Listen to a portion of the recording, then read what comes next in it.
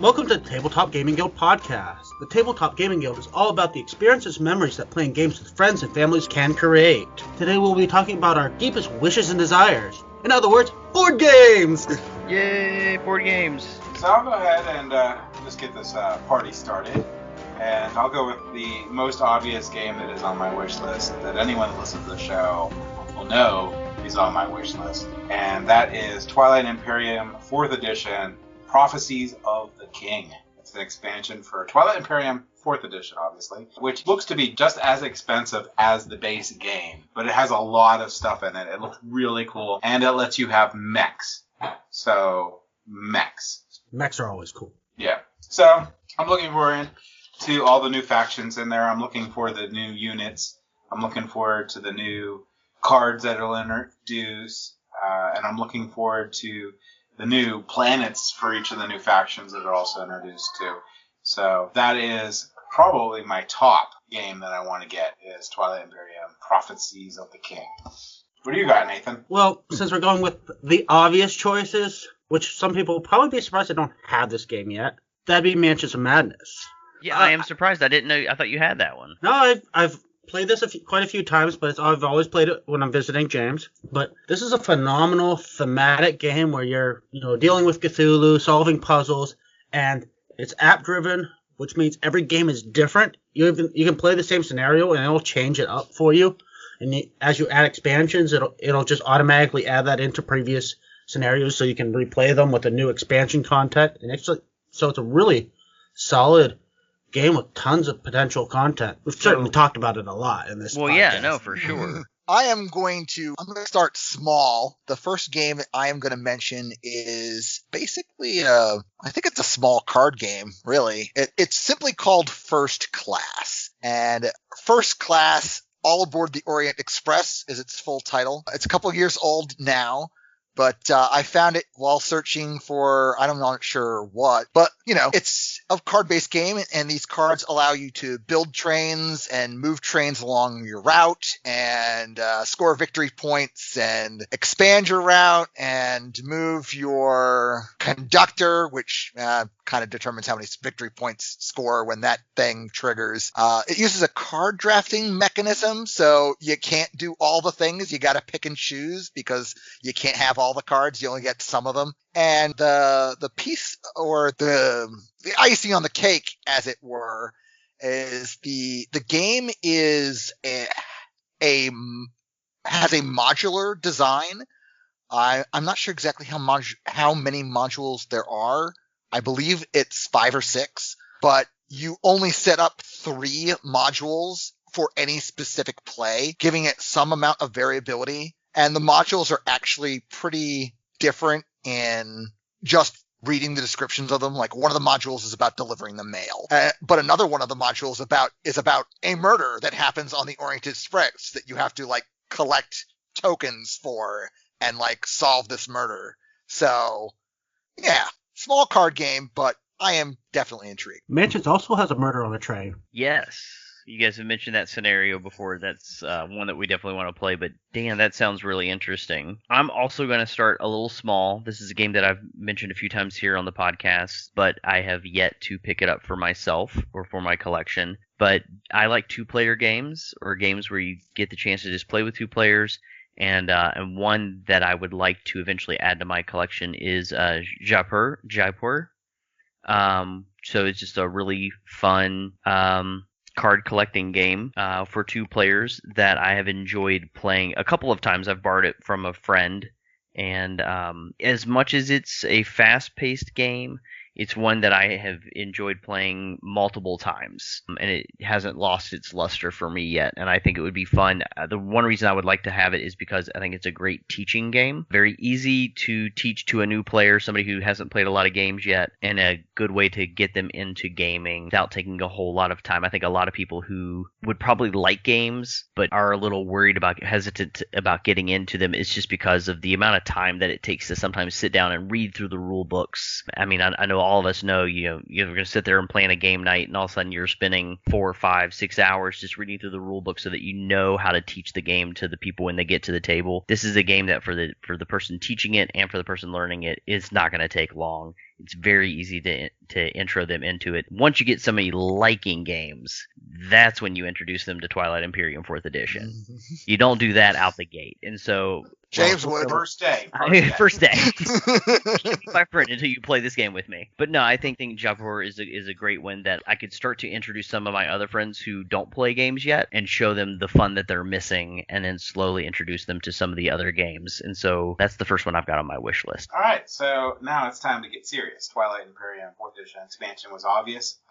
This one here is one that I really, really, really want to get. It's not even out yet. I mean, it's going to be a Kickstarter. It's called Last Light. It is a fast-paced 4X game where you're trying to race to the center of the galaxy there to get the last light of the galaxy before it dies out. It was designed by Roy Kennedy, which is one of the people I used to listen to a lot from his podcast, and is now one of the Dice Tower editors. So I'm super excited about this game. It's actually going to be released by Gray Fox Games. It looks amazing. He's running demos on Tabletop Simulator for people too, so I'm going to be interested in trying to get in one of those groups.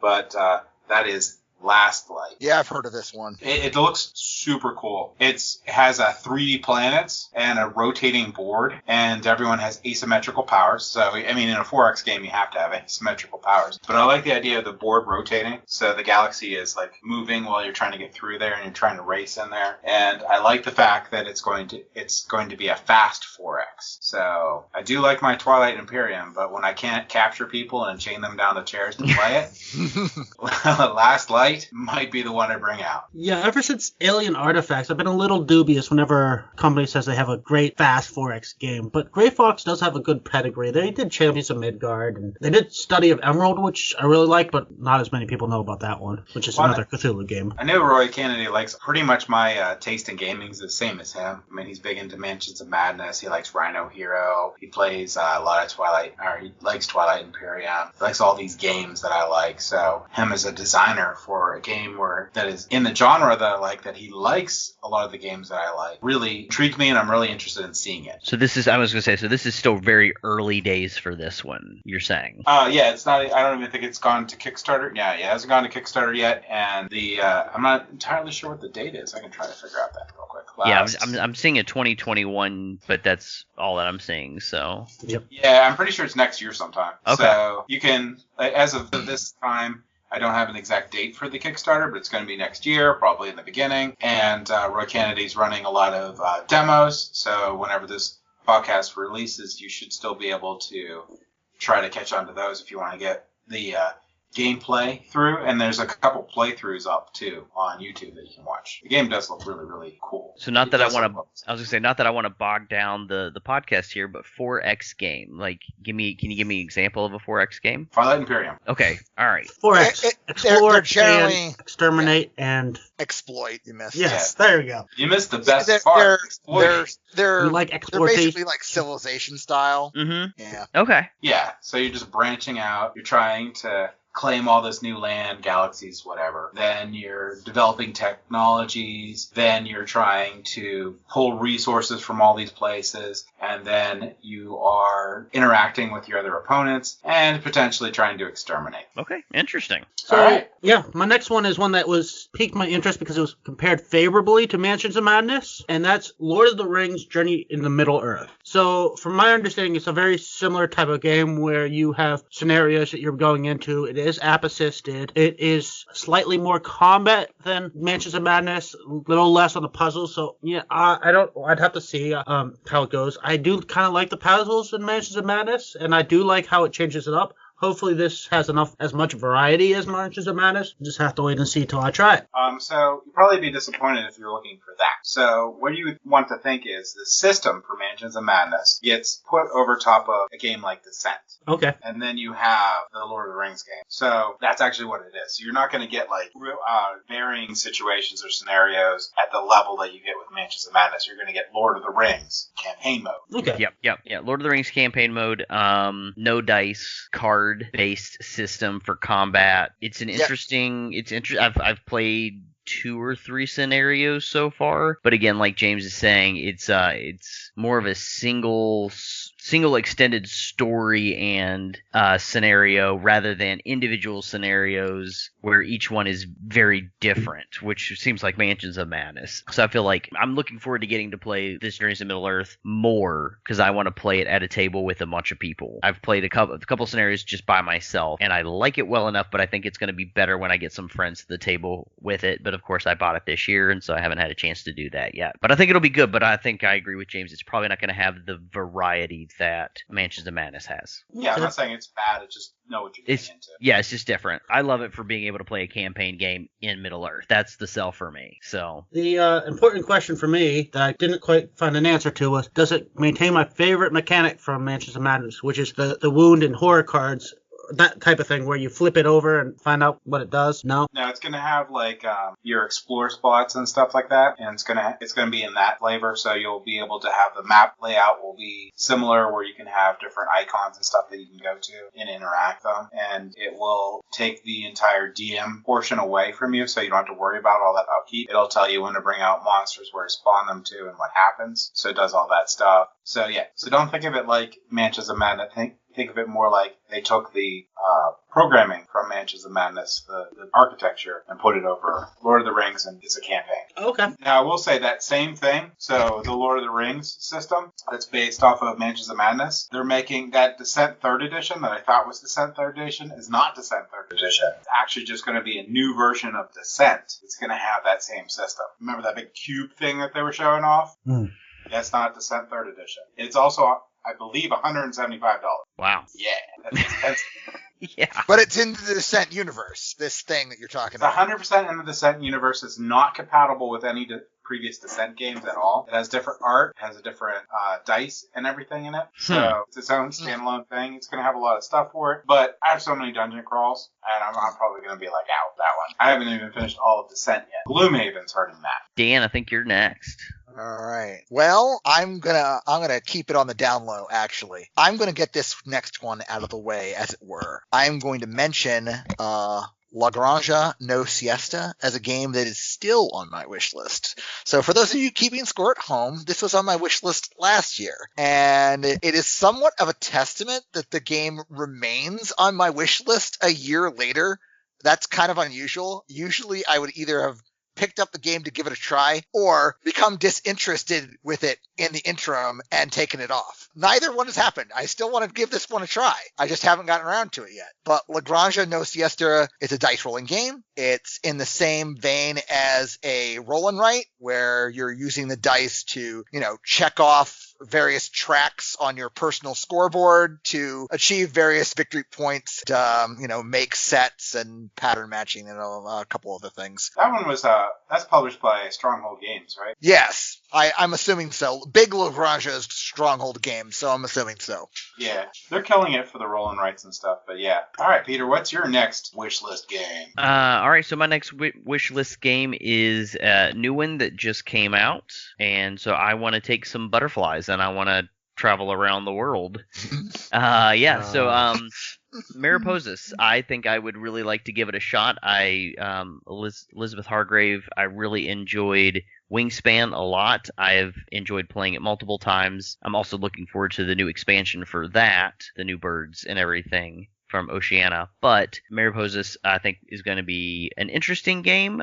I know that it's not a straight up just Wingspan, but butterflies. But it's going to have some different mechanics to it. And I've got couple friends who have now purchased it and played it a couple times, and they really like it. A very leisurely game, from my understanding. And I do have some friends and also a wife who likes more leisurely games, less head-to-head combat, dungeon crawl, all of that stuff, which I personally enjoy a lot. But I think that this is one that I could easily get a few of my other friends to the table who wouldn't want to sit down for a dungeon crawl. They don't want to sit down for a game that's going to take 2 to 3 hours. And it looks really nice. I know that it's a different company that brought this one out. AEG brought this one out, so maybe not as high quality pieces as we got with Stonemaier games for Wingspan, but I think it still looks like a very pretty looking game.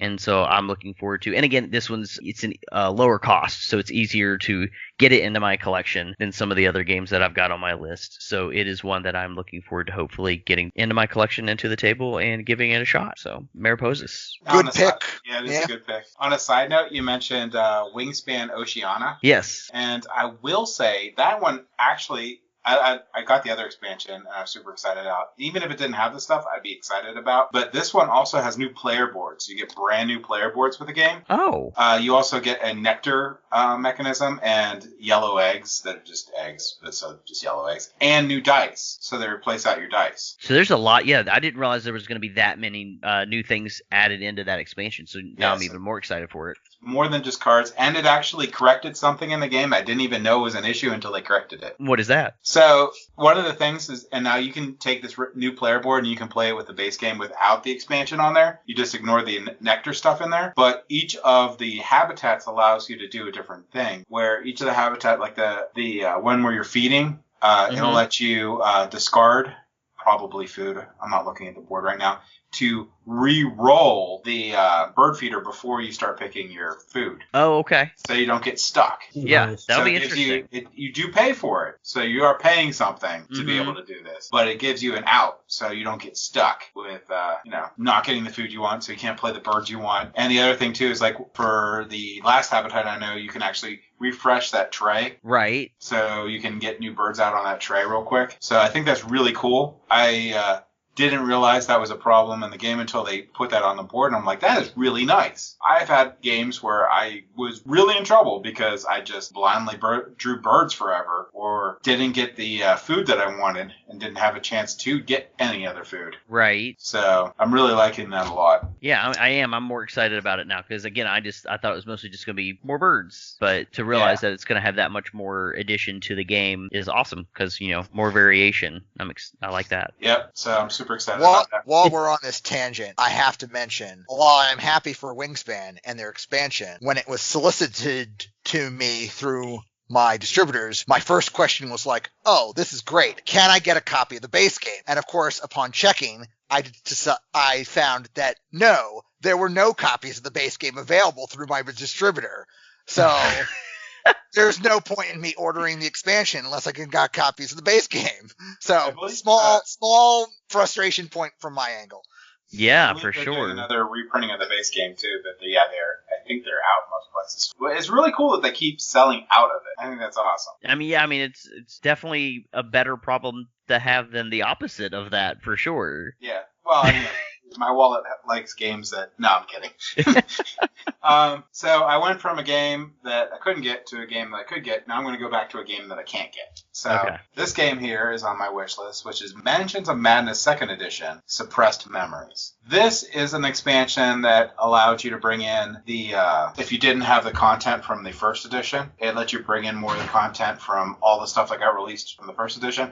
I have the first expansion from that. This is the second expansion, so this brings in the rest of the stuff. So this is the only expansion for Mansions of Madness that I'm lacking, and it's the only one that they don't reprint. So please reprint it. I will throw money at you. Just reprint it. Insert, shut up and take my money here. All right. Yeah, exactly. Yeah. So, reprint it. And Blood Rage. Reprint Blood Rage. I already have it, but just reprint it. People buy it. Okay, I have one to talk about that doesn't get as much buzz as I think it should. It looks like it's really an awesome game. Cosmic Frogs. Title might be part of the reason why it doesn't get as much buzz. Yeah, maybe. I gotta trust Nathan to bring up the oddball one. What is this one about? Well, this is made by the people who did Cosmic Encounter, and you are playing these god frogs with ridiculous over-the-top powers that are going around eating the universe and trying to knock each other out of the universe so they can eat more of the universe.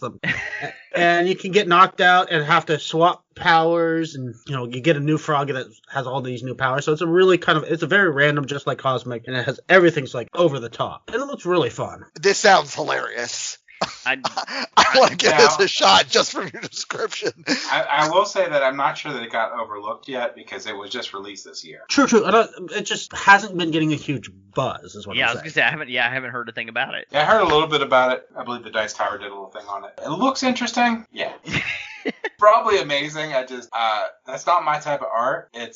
For me, the art really throws me off, and I think I'm pretty lenient on art. I actually hope that the art's as ugly as all get out.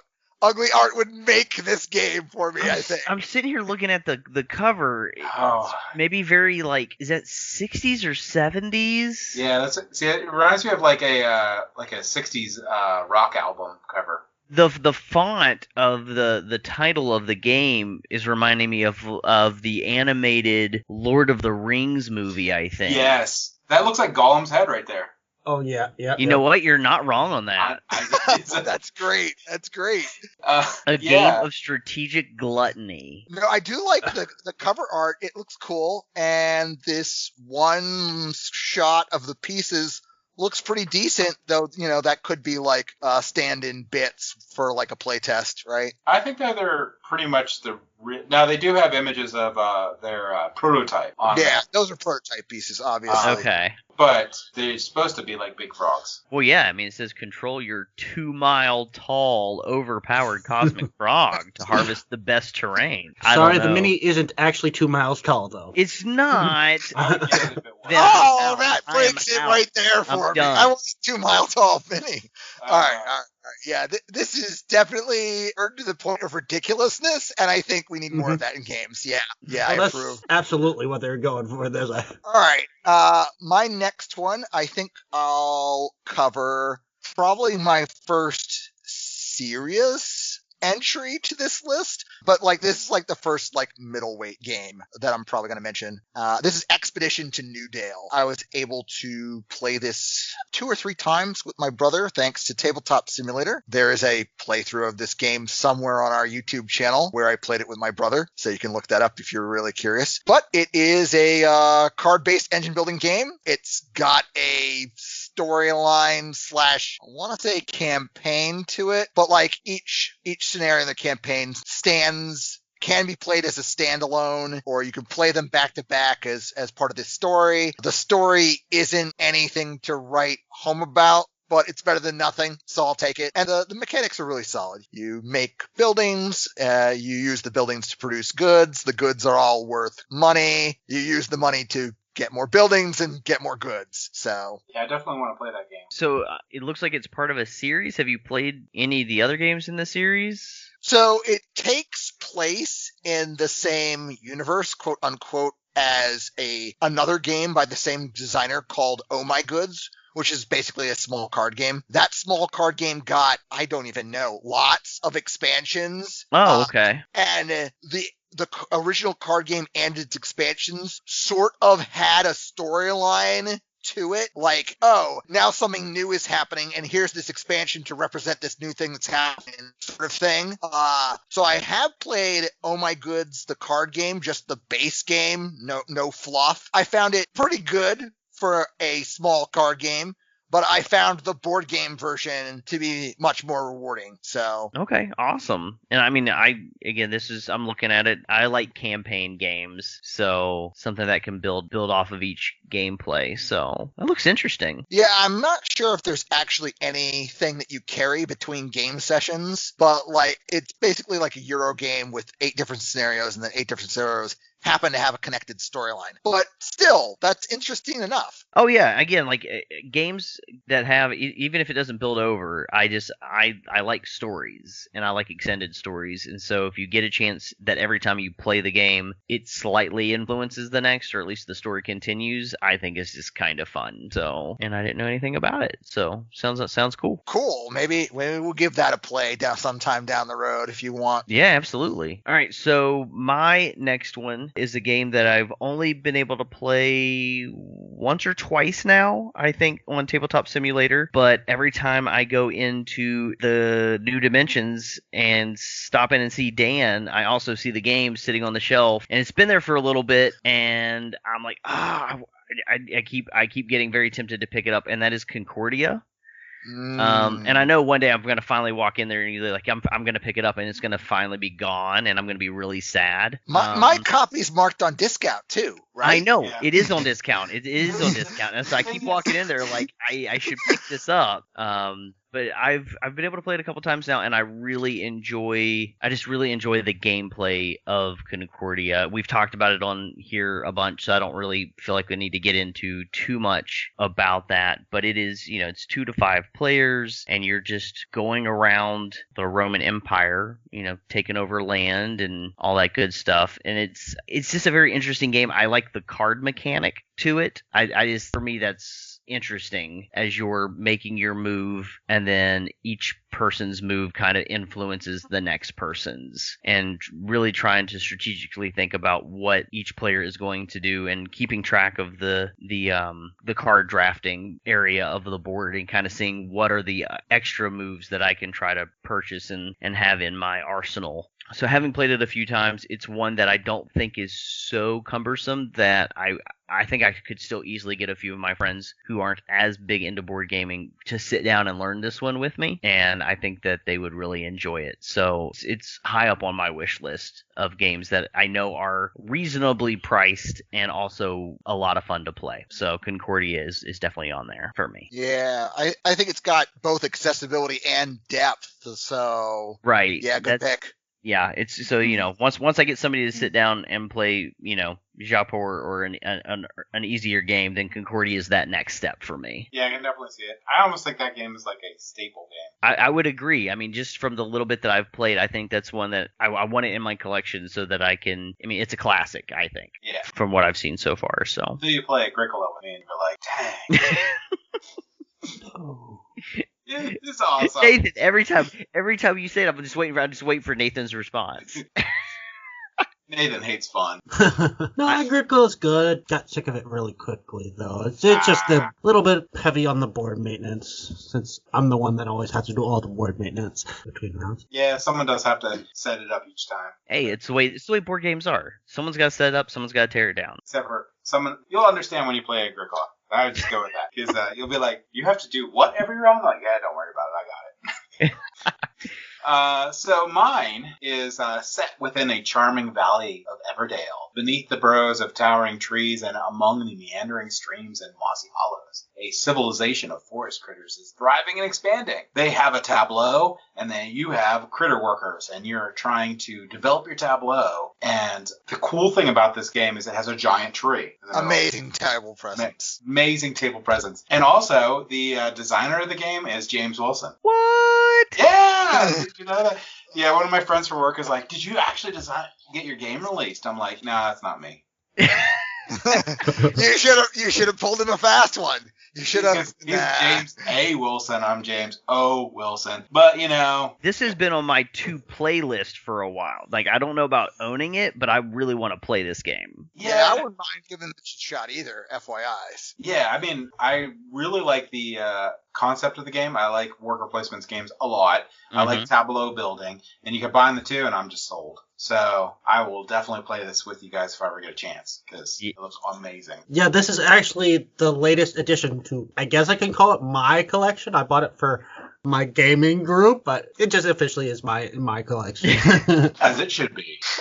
But yeah, it's a really solid engine builder. Now, one of the comments on this is like, it does look really cutesy, which I like, but it can lead you to think it's a really light game. No, this can be nasty.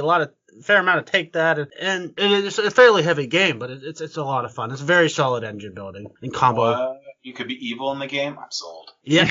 Not only that, you could be an evil squirrel in the game more than likely. That's even better. Sounds awesome. Okay, so next one I have to talk about is one I played a long time ago at James's place. That's Takenoko. Now this is solid. It's a very light game, but it's really well done. It's really well thought out. You have a panda that's going around and eating bamboo, and a gardener that's trying to grow the bamboo, and the emperor that wants a nice shaped garden. So you are controlling all three of these characters and trying to meet certain combinations. So you want a certain colored bamboo at certain heights in a certain formation, or certain tiles in certain formation, or you just want the panda to eat certain colors of bamboo. So it's a very simple thing with quite a variety of goals that you can always have a chance. And it's really fun, fast, light, and easy to understand. The next game I am going to mention is actually going to be an expansion. I wanted to include at least one of these on my wish list, at least publicly. The expansion that I have picked out to mention is one for Arkham Horror, the 3rd edition. I believe there's actually 2 available, or will be. Before the end of the year. There's Dead of Night, which is the one that is already released, which I think is a smaller box and includes like 2 more scenarios.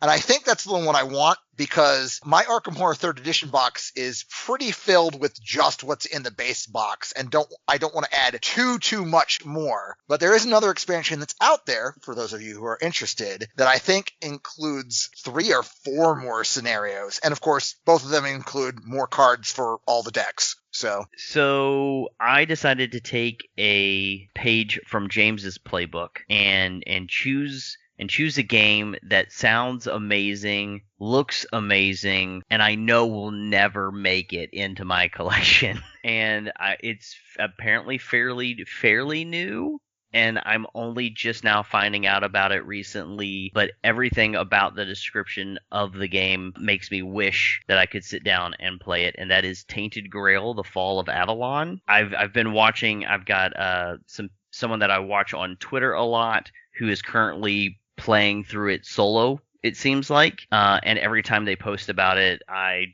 just wish I was there and playing it as well. So Tainted Grail: The Fall of Avalon is a solo or cooperative adventure for 1 to 4 players. They sold me with just the next few words, blending Arthurian legends and Celtic mythology. That right there sold me. Again, I'm a very thematic person when it comes to games, and so the fact that it is a cooperative game, I can either play it by myself or with my friends, and we're working together, that it's set in like Arthurian legends and Celtic mythology has sold me. And the fact that it seems like it's a very difficult game also, I think, sounds like a lot of fun. I enjoy something that's going to be a bit of a puzzle to work my way through. And I feel like if I could get the right group of friends together and a few $100s, then this would be a game that I would have at my table. But apparently it was a Kickstarter game, and if you didn't get it, then good luck finding it. But if you just want to look at a really pretty looking game as well as sounds really cool, Tainted Grail: The Fall of Avalon is definitely on my list of ultimate wish lists. And again, if not to own, at some point I got to find somebody who kickstarted that game so I can play it with them. So that's one of my big ones. Yeah, Tainted Grail looks amazing. It also has a really high BGG rank of 8.6. It's one of the games that I wish I would have backed, but didn't. I wish you would have backed it too, James. Yeah, there you go.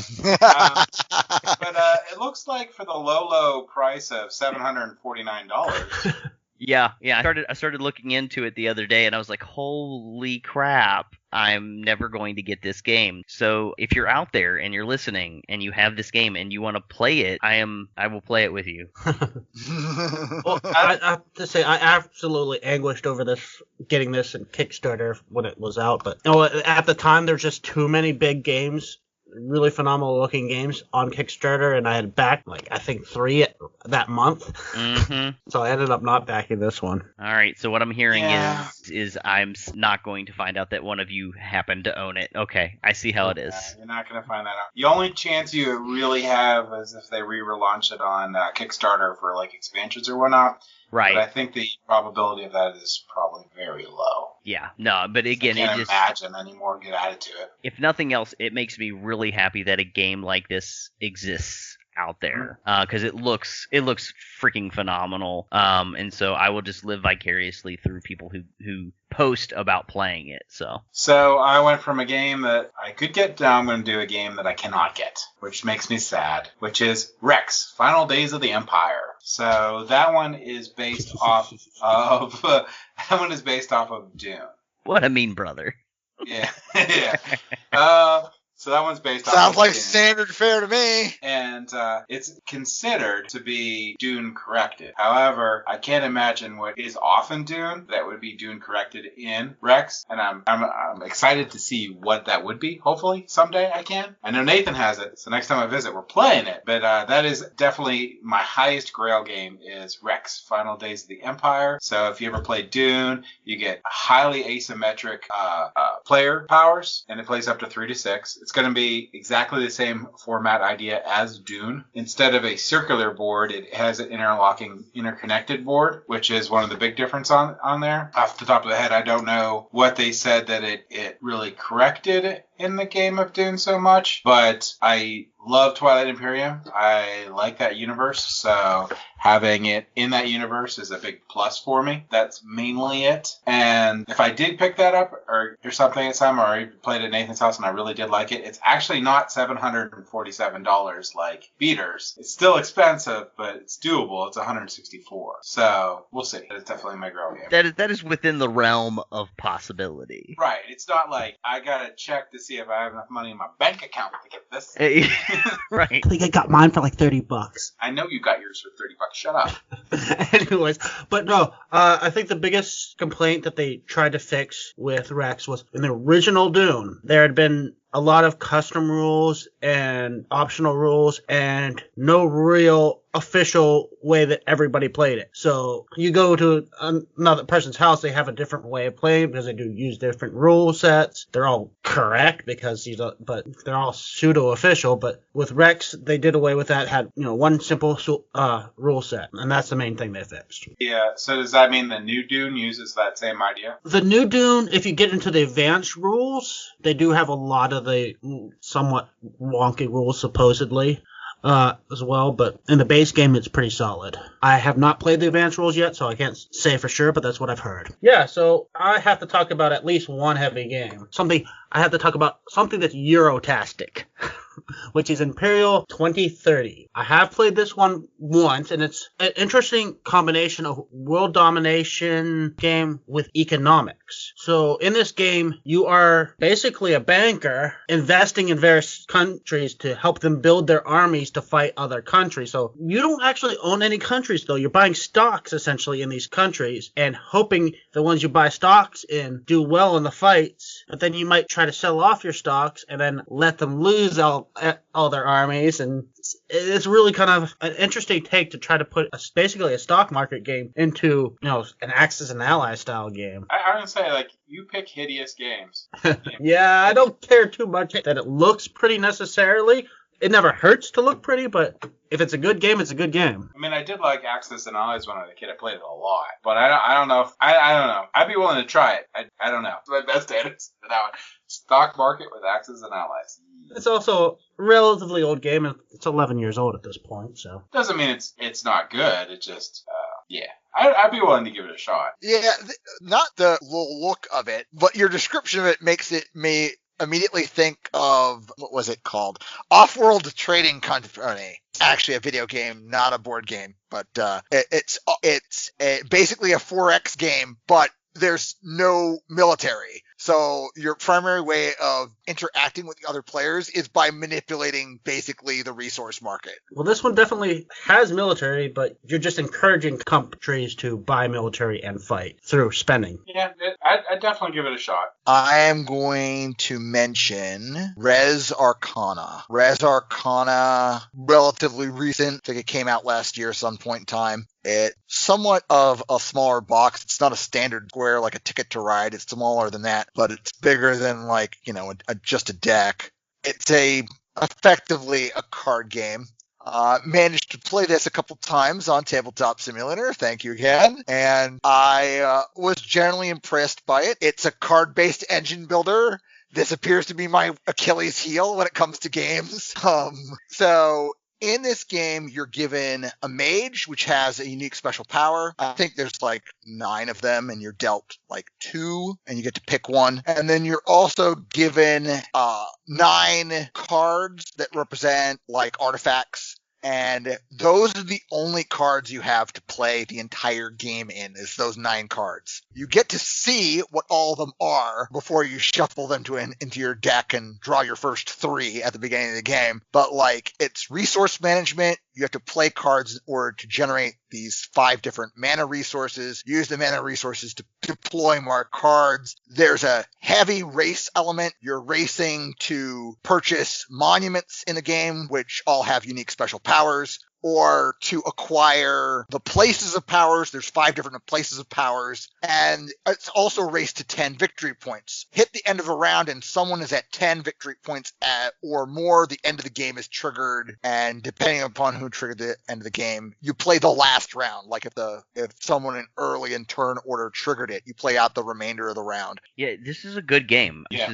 This is one of the few that I feel like you guys have mentioned that I'm like, oh yeah, I played this one. I got to play it with a friend of mine, Steven, and it's probably one of the last games that I played in person with somebody before everything happened this year, and a lot of fun. It's a really fun game. So I think it's a very good choice to have on a wish list for sure. Cool. Yeah, I agree. So my next one is another new game that I would like to play, 2-player, and it's I don't know, it feels a little different for me, but the theme of it, I think, has caught my attention, and that is Watergate. I can't remember if I've mentioned it on the podcast before or not, but you get to, one player is going to be playing as the Nixon administration, and then the other player will be playing the Washington Post, the reporters who are trying to break the story of Watergate. And so just the fact that it's a kind of a history-based game caught my attention. The fact that it is a head-to-head 2-player game also caught my attention. I like a good 2-player game, and the fact that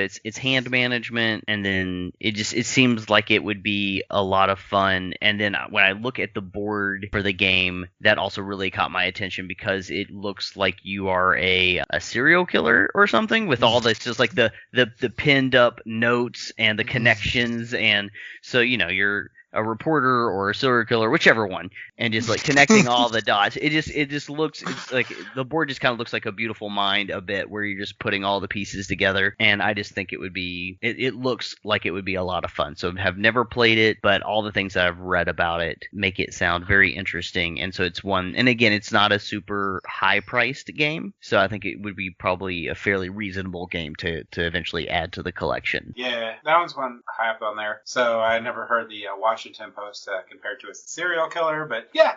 So, whatever. Whatever. The board makes it look that way. Yeah, I can see that with all the interconnecting witnesses and evidence that you're supposed to get and stuff. Yeah, it looks really cool. So yeah. I wanted to mention, I think there's a game that they've talked about recently. I'm trying to remember the name of it, that I think you would really like. It's about the trial of the people that assassinated Lincoln and tried to assassinate his cabinet. James, you want to watch a lot of Dice Tower stuff. You remember what the name of that is? Yeah, I was listening to it on Brawling Brothers. But the game is called Unforgiven. Yeah. And basically what you're doing is you're trying to put to trial the people that were all conspirators, but specifically Mary Seward. You're trying to get her to have the death penalty. So one player's playing as Mary Seward, the other person's playing as the prosecutor, and you're trying to get enough evidence one way or another to either get her acquitted or have her hung. So, spoiler, in history she was hung, and I believe she was the first female to be hung from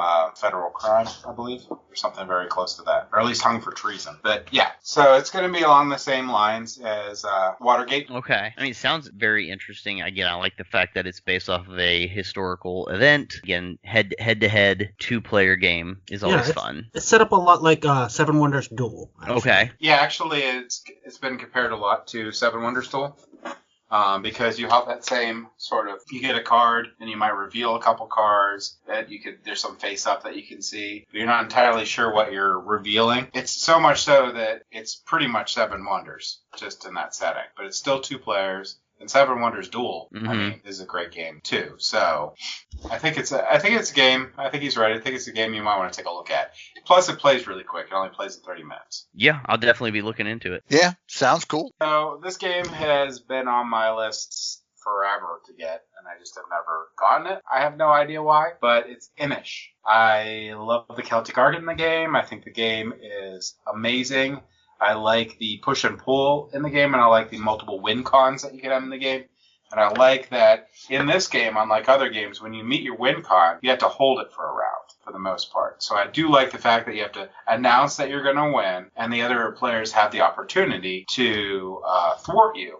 I also like the fact that there is X number of actions you can take, and they're based in cards, and you draft those cards. So you have a limited number of choices, and with those limited number of choices, you get actually a whole bunch of strategic options. So based on what you know the other players have versus what you have, it's just a great mashup of a game, and it even came out with a sequel to it, and I have absolutely no idea why it's not in print. So, well, a sequel is actually expansion, which is Innish, Seasons of Innis.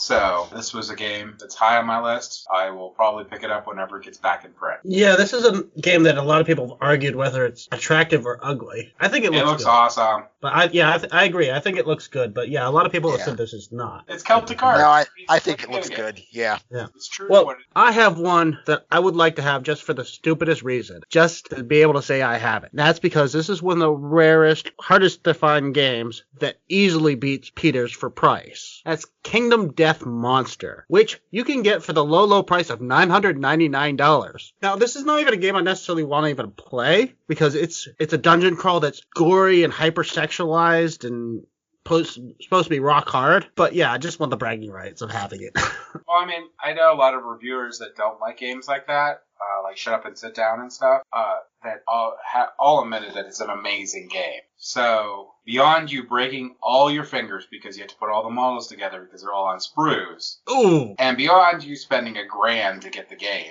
game is amazing. The fans for this game are incredibly protective of it and have been known to troll people to death for saying anything against it. Uh-oh. Well, that's not cool. So I don't think we're in danger of that. But it does look amazing. They did put a lot of it in it. But you're right. It's just a lot of gore in the game and stuff like that. But the game system's supposed to be amazing. It'd be really cool if a different game picked it up or they re-Kickstarter it. I don't think it's a word, but I'm going with it. But even when it was Kickstarted, it was still like $400 or something to get back it. It wasn't cheap. Yeah, there's a lot of the art is minimalistic, but the stuff that they really put some detail into is really nice looking. The minis are really nice looking. Yeah, the minis are definitely Game Workshop level. Yeah. So yeah, I was wondering if someone would say Kingdom Death Monster. All right. Well, the last game that I will mention, I will take a page from the rest of the crew and mention a game that has not yet released, is not yet on Kickstarter. I suspect that it might hit it sometime in the next year. And of course, we won't actually see it shipping for a year after. And this is, I'm probably going to mispronounce this, Ardea, The Paths We Dare Tread is the name of the game. This is a campaign in a box style game being put out by Far Off Games / Cody Miller, who is the same outfit that did Shia Legends of the Drift System. And this is why I'm super interested in this game. And as soon as I've been following some of his posts that he's posted for his development, and I will definitely give this due consideration when all the information becomes available. Yeah, it's definitely worth looking at. I like a lot of the things he's going to be trying. It'll be interesting to see what the reviewers say on it, especially doing the previews and stuff. I think that'll really give me an idea of what it's going to live up to, the hype that he's building for it. I have a feeling it will, but it'll be interesting to see that. Yeah, you mentioned this before, and just the connection to Zaya is enough for me. I got to check this out when it comes out. Right. That's how I learned about it. He's no Eric M. Lang or anything, but Shush. First mention. He's right. It's the first time he's mentioned in this episode. He already has all the Eric Lang games. I'm almost sure he's almost been mentioned on every single episode, just about. Well, let's just go ahead and mention him one more time. My last game is going to be Blood Rage. So I have played the digital version of this game now quite a few times, and I've got a friend who just picked it up from a game store not far from here, down towards Pittsburgh, I think. So he's got the physical board, and I despise him right now because of that, because I don't have the physical game board. I really like this game a lot. I enjoy it every single time I play it. The mechanics are interesting. The head-to-head combat of it is fun. So it's one that I would thoroughly love to have it at my table, and I would like to sit and paint all the miniatures for it. So this one ticks all the boxes for me. So Blood Rage, definitely. Yeah, I'm just sad that the viewers missed James's Kermit the Frog style arm flailing at the mention of Blood Rage. The dance was fantastic. Yeah. It is an amazing game. It is a jewel of a game. That game is another shelf staple that I think that everyone. It's one that if I can get it on my shelf, it's not going away. It will be there forever. So I am slightly worried that it will not get reprinted. Are you? Slightly worried because they're going to come out with like either a sequel or second edition Blood Rage Kickstarter. Okay. I'm pretty sure it's like a sequel, but I don't know if they're going to reprint it because they're going to do that Kickstarter. Gotcha. I don't know. I mean, I'm backing it. Eric, they come out with a second edition that's almost as good as reprinting the game. You get the game, except all the bells and whistles they decide to upgrade it with. I'm not entirely sure if it's actually going to be a second edition, which would be cool too. It might be like a sequel. Right. So I don't know. I don't know if it's going to be like just Blood Rage with like corrected text and stuff. I think it's going to be. It might be a different game. Yeah. Now, if they take it to Kickstarter, it's going to be more than corrected text and stuff. Yeah. So I mean. I don't know. Yeah, I don't know. We'll see. We'll see. I'm excited about it. Excited to see where it goes. I'd almost bet it would be a different game, but which makes me slightly worried of why they're not reprinting or why they haven't reprinted Blood Rage yet, because I think that's still a game that people should get. So, for those keeping track at home, 2 episodes ago, I issued a challenge to the rest of the crew. The challenge was find a game that is available on Miniature Market, pick it, and then defend your choice to the wheezes and galls and gaffs of the rest of the crew. And the mocks. Don't forget the mocking. I will mock everyone that picks something. James, are you prepared? Oh, I'm always prepared. All right, go for it. But mine might be a little anticlimactic, but it's actually a big one for me that I really want to get, and that is Gone Sean Clever, That's Pretty Clever, which is another game from Stronghold, which is in their Roll and Write line. It's supposed to be one of the best Roll and Writes ever. It plays up to 4 players, and I just like Roll and Writes. I play Roll and Writes with my family a lot. They really get into them, so this would be one that I can play with my family a lot. I think that it's also one that I can easily just show people how to play, and we can play it anywhere at any time. If I got it, I'd definitely laminate the sheets on there, so we could just go nuts on it, because I have a feeling that whatever score pad they have on there, we would blow through it. But yeah, that's my number one pitch and game that I'm looking for is Gone Sean Clever. I'm a big spender. It's like $13.99.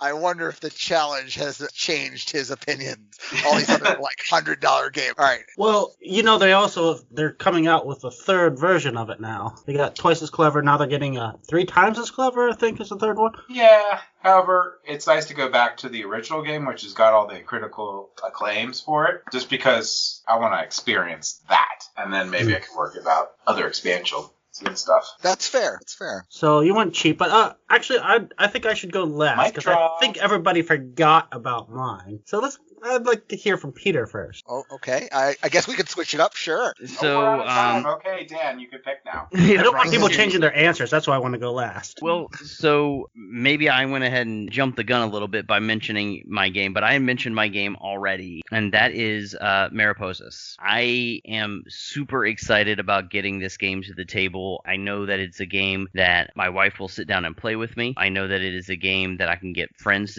from work who would sit down and play it with me. So it is one that I know that when I get it onto my shelf, it's not just going to sit there in wrapping, waiting for me to talk people into playing it, but it's one that I have already got my group lined up ready to play it as soon as we can all sit down together. I'm excited about I'm just really excited about the gameplay for this one because everything that I've heard about it so far has been good reviews, and Wingspan is such an interesting and fun game that I can't imagine this would be anything less than that.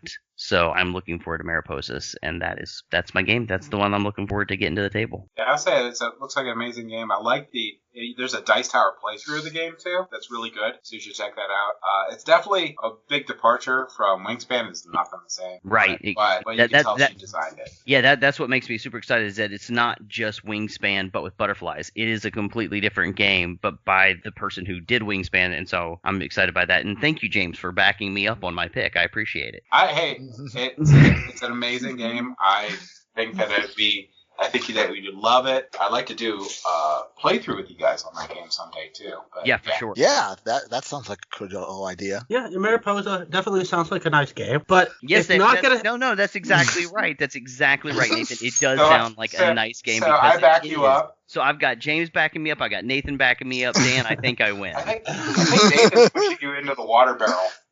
So, however, unlike my game, it's probably not going to hit number 1 on BGG. I suspect mine will. Okay. Because it just arrived in stores, it's just becoming available, and that's Pandemic Legacy Season 0. I'm surprised nobody mentioned yet. I mean, Pandemic Legacy Season 1 and 2 were great. No, this one, though, changes it up. It actually is a prequel. So it takes the mechanic and applies it to essentially a spy thrill. You're doing espionage, you're doing sabotage, you're trying to discover what is going on, and they've kept pretty secret about what the plot is, but it sounds like you're gonna be trying to prevent the epidemic from happening, or prevent or find out the shadow organization that's causing it. That's my guess, but yeah, they've been really secretive about the details of the plot, and which makes sense. It's a legacy game, which means you can have my copy when I'm done.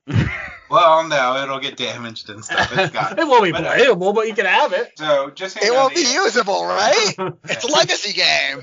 2 things. Pandemic Legacy Season 0 is based on a alternate universe from 1962 for the Cold War. You're actually playing as CIA agents, and you're trying to thwart Soviet spies. The Soviet Union is working on a pathogen, there you go, as a weapon, and that could tip the balance of power. So you're trying to thwart that. You're trying to do different things. So yeah, that's basically it. I will say that I would make you a bet that it will not be number 1 on BGG. There is a thing that is prevalent and exists. It's depreciating returns on ideas. Yeah. So if you have a repeat idea, you have a depreciating return on it. It's not going to get number 1.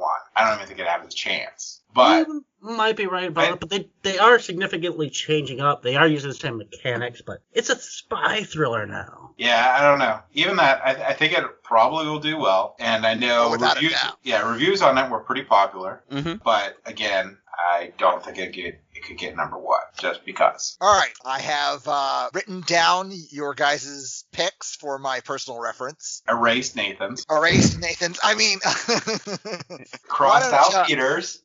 Why don't all of you gentlemen just PM me your mailing address through the Discord? There will be no announcement. There will be no you've won. You will just mysteriously, this will appear at your doorstep, or it will maybe not. One of those two. And while you are thinking about this, I have decided to mention one more game. You guys all got to mention one more game, so I'm going to mention one more game. The game that I am going to mention is Glenmore Chronicles 2. Glenmore Chronicles 2 is a cool, amazing graphics, tile-laying game where you're drafting the tiles on effectively a rondelle. So you're on a space and you can move any number of spaces forward that you want to grab the tile what you want. But if you do so, then the people, like whoever's in the back of the pile is the person who goes next. And for everyone's information, there are actually 2 copies of this game currently sitting in my store. I have not picked it up yet because I put a moratorium on game purchasing during the holiday season in case somebody wants to buy something for me off my wish list from my friends and family list. But if both copies survive until after the holidays, that's going to be my gift for myself. That was definitely a good pick. So now do you want to pick on Nathan and I for a minute? Yeah, we'll pick on Nathan and you for a minute. Peter, you get a pass. Congratulations on this next segment. Yay! So we're going to discuss last year's games because we actually did a wish list last year. And it was like episode 13 for us. It was very early in our run or something like that. 15, 18, somewhere in there. So I'm actually going to report on myself first, right? So I'm going to put myself out there first. The games that were on my last year's list included Tiny Epic Tactics, Cartographer's Tale, Quacks of Quedlinburg, La Granja, Orleans, Endeavor, Age of Sail, and La Granja No Siesta. Now, La Granja No Siesta I mentioned earlier in this episode as a game that's still on my wish list. All the other games that I have just mentioned, I did at one point acquire. Tiny Epic Tactics is currently on the trade pile, so that didn't work out for me. And then Endeavor, Age of Sail, I am donating to the Guild library because it is a great game. I can see the greatness in it, but since I'm going to be playing it mostly 2 players, I need to put it somewhere where it's going to see more action. And the rest of them are still in my collection. That's actually pretty good. So you just had 2 that didn't make it for you. Yeah. one that didn't make it for you and one that was not good enough to wear. So, James, last year you mentioned Ankh, Inish, which I noticed was on your list for this year, Mezzo, Tapestry, and a game called Barrage, which I don't remember off the top of my head, but the name is there. So, Yeah, Barrage sounds interesting. So, do you own any of these games currently? Did you acquire any of them? Did they work out for you? Well, I have Mezzo, and I haven't played it. It's sitting over there. Nathan gave it to me, actually. Ankh is on its way, so I'm super excited about that. Barrage I skipped on because I watched more of the playthroughs and stuff on that, and it had a lot of component quality issues and stuff, but it still looks like I would definitely play it, so it still looks awesome. And what was the other one? Tapestry? Yeah, Tapestry, I'm interested in playing, definitely. But that was before I knew what the game was. I was expecting it to be a civilization game, and it really isn't. So I will play it, but it's definitely not up on my top must-have list. Yeah, that was actually a game that we talked a little bit about in our last Wishlist episode, because we all had our eyes like at least half on Tapestry. Yeah. I managed to play that on Tabletop Simulator once or twice, and I decided that it was a good game. I liked the engine building element in it, but ultimately there were other engine builders that I just wanted to play more. Yeah, I was looking at it, and it seemed good. It just didn't. Yeah, I really wanted a civilization game that plays in a small time period, which so far there isn't any. Yeah, so. I had the same thing. It's one of the few games that I got susceptible to the hype. I really tried to ignore hype and look at the game, and this is when I got overhyped for it, so I was somewhat disappointed when I played it. It's still a good game. It's just not as phenomenal as I was expecting it to be. All right, and then last but not least, Nathan. Last year, you mentioned the games Dune, Twilight Imperium 4th Edition. You also were eyeing up Mezzo, Thought of Love, either Rococo or Pret-a-Porter, Dream Factory, and then either Risk or Betrayal Legacy. Okay, so Dune, I don't have, but I got Rex instead. Rubbing it in! I'd still like to get Dune as well, but the high player count makes it a little hard for me to play very often. TI4 I still don't have, but I got TI3, so the need for TI4 has definitely reduced, but I still would like to play it. Mezzo I got, and now James has it. So I was really disappointed by that one. I found it too much of gang up on one particular person all the time. You're always, just trying to mess somebody over, and it's not necessarily even benefiting you to do it. Fog of Love is still on my list. I just didn't get around to mentioning that one. Rococo is also still on my list. Pret-a-Porter, not so much. I found out a little bit more of the mechanics, and I think between the two, Rococo seems more like my style. Slightly heavier game. Dream Factory I actually forgot about, and it should have been on my list. I really do want to play that. Really mainly for the theme. I love the movie industry. I was somewhat involved in video editing. I worked on a TV station for a while, so, the classic movies really interested me, and, how movies are made has always really interested me. So that's why I wanted that. And I can't believe I forgot about it. What was the last one? You mentioned Risk or Betrayal Legacy. Oh, and I got both of those. Although Risk Legacy was terrible. Betrayal I have not yet played. Fair enough. All right. I think that Dan won that. I came in second. How did that work? For reviewing last year's games, I won because I only had 2 failures, right? And yeah, one was only a half failure because I determined that the game was good, just it wasn't going to work for my play group. James, I think, might be next because he acquired the most off of this list, right? And crossed off the least number of items. And then you've got the most still on your list. Yeah, I definitely have to. Even though I'm probably buying a lot more games than both of you combined. Probably. True, yes. I was going to say, as having not been here for the last one and thinking about the games that we just had on our wish list, but does anybody want to make a guess as to who's going to have the best result next time? Well, not me. I will not, because 75% of my list you can't get. You can't even get. Yeah, that's what I'm saying. James picked a bunch of Grail games for this time around. You should have set the bar lower, James. Yeah, I think out of my entire list, I have 2 games that I could potentially get. The other ones, unless they reprint them, it ain't happening. Yeah. I am looking at I guess it was 7 games total that we mentioned over the course of this episode each, and I feel like I'm going to have a pretty high hit rate by this time next year. All right. Because none of mine are like gloriously expensive. I think Expedition in New Dale might be out of print. I went looking my distributors and I couldn't find it, so it's tucked away somewhere. So You're just gonna get all of them, included Tainted Grails, just so you can win next year. Just for that reason, right Yes. there. Yeah, I'm gonna drop $800 on games. Yeah, that's not gonna happen. But most of my other games, I think, I've got a pretty decent chance. Again, with Blood Rage being the one that I'm not 100% sure, depending if I can find it somewhere. I really think that they're either going to reprint it soon or they're just not doing it. Yeah. So I'm hoping they're going to reprint it soon. I don't see why they wouldn't just reprint it, because they still should. I assume they're still getting good sales on it, numbers on it. I don't know. I don't see the numbers, but We'll see what happens. Yeah, I don't think I'll win. I tend to buy, I tend to watch out for sales, and I tend to just buy. There's so many things on my wish list. I only mentioned a few of them and I just buy what I find on sale. I don't necessarily go out of my way to get certain games. But I'd say if I do manage to get Kingdom Death Monster, I think that's an auto win. sure. might be. Yeah, I was gonna say, yeah, you get that. If you decide to spend $1,000 on a single game, you win. Now, if not they do make, Or he loses. Pick one. Well, exactly. if they do make a Blood Rage second edition, if it's just a straight up second edition, you will be getting my first edition, Peter. Okay, awesome. Well, I doubt it, but I doubt that they'll be doing a second edition. Right. They want money. It's gonna be something. He's like, now I regret it. I didn't say that. No. If they do it straight up second edition, I have no need for the first edition.